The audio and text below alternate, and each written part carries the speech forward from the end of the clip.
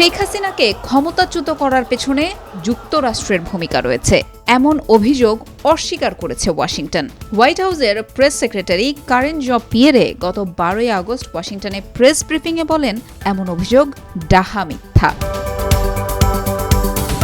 ব্রিফিংয়ে কারেন জন পিয়েরেকে প্রশ্ন করা হয়, বাংলাদেশের সদ্য সাবেক প্রধানমন্ত্রী শেখ হাসিনা অভিযোগ করেছেন তাকে ক্ষমতা থেকে সরতে বাধ্য করার পেছনে যুক্তরাষ্ট্রের ভূমিকা আছে। বাংলাদেশের একটি দ্বীপ ওয়াশিংটনের হাতে তুলে না দেওয়ার কারণে তার এমন পরিণতি। দ্বীপটি দিতে রাজি হলে তিনি হয়তো ক্ষমতায় টিকে যেতেন। এমন অভিযোগের বিষয়ে মার্কিন প্রশাসনের প্রতিক্রিয়া কি?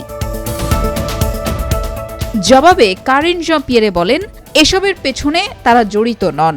মার্কিন প্রশাসনের জড়িত থাকা নিয়ে যে কোনো প্রতিবেদন বা গুঞ্জন ডাহা মিথ্যা, একদমই সত্য নয়। বাংলাদেশের মানুষ নিজেদের জন্যই এই পছন্দ বেছে নিয়েছেন এবং তারা বিশ্বাস করেন যে বাংলাদেশের সরকারের ভবিষ্যৎ দেশের মানুষই নির্ধারণ করবেন এবং এটাই তাদের অবস্থান। তিনি বলেন, তাই এমন কোনো অভিযোগ করা হলে আমি এখানে যা বলছি সবসময় তাই বলবো, এটা একদমই সত্য নয়। এর আগে গত 11 আগস্ট দ্য প্রিন্ট সহ ভারতের কয়েকটি সংবাদ মাধ্যমে শেখ হাসিনার একটি বার্তার বরাতে খবর এসেছিল যে তিনি বলেছেন সেন্ট মার্টিন দ্বীপ দিতে রাজি হননি বলেই তাকে ক্ষমতাচ্যুত করা হয়েছে, আর এর পেছনে রয়েছে যুক্তরাষ্ট্র।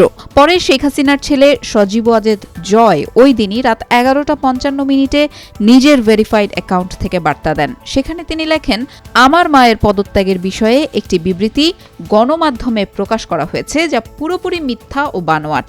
আমি একটু আগেই তার সঙ্গে কথা বলে নিশ্চিত হয়েছি। তিনি ঢাকা ছাড়ার আগে বা ঢাকা ছাড়ার পরে এই পর্যন্ত কোনো বিবৃতি দেননি।